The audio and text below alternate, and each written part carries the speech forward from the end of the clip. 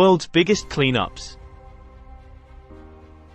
Waste is inevitable, but without responsible waste management, it can have a huge impact on the world around us. For example, Versova Beach in India was rendered little more than a dumping ground for horrific amounts of rubbish.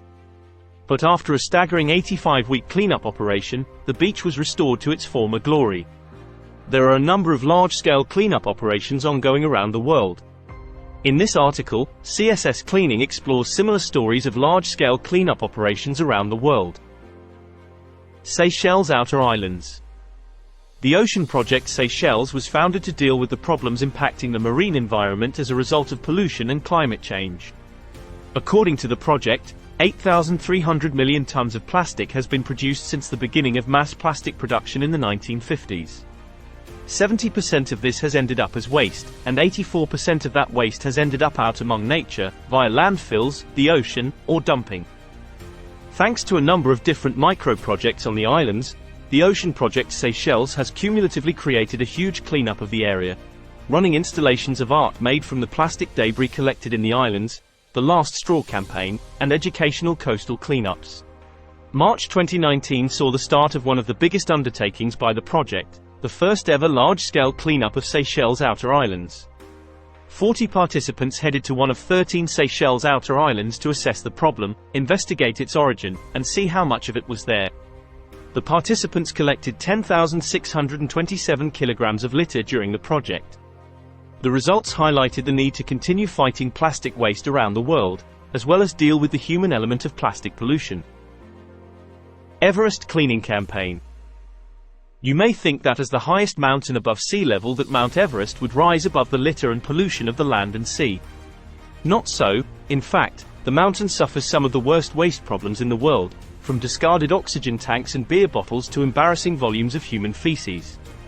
Over the last 60 years, the number of climbers visiting and attempting to scale the mountain has increased exponentially. In 2017, there were 648 summits of Everest, but a whopping 35,000 tourists.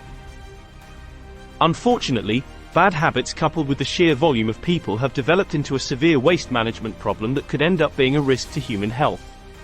The buried waste contaminates the snow, which melts into the water supply and can make people sick.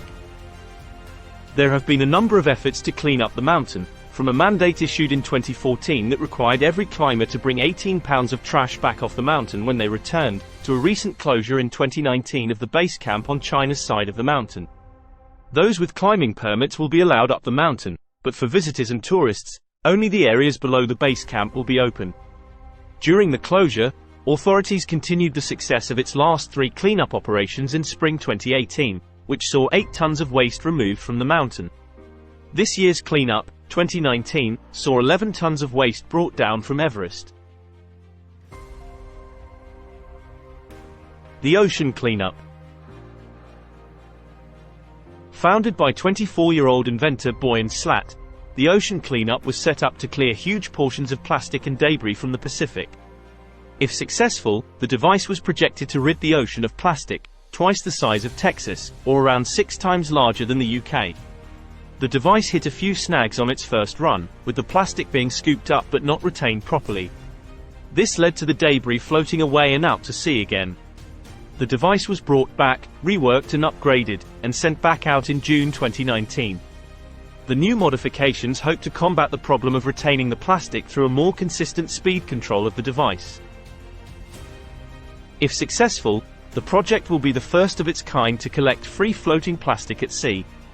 The plastic that the device collects will be brought back to land, where it will be recycled as products that can be sold to fund future ocean cleanup projects.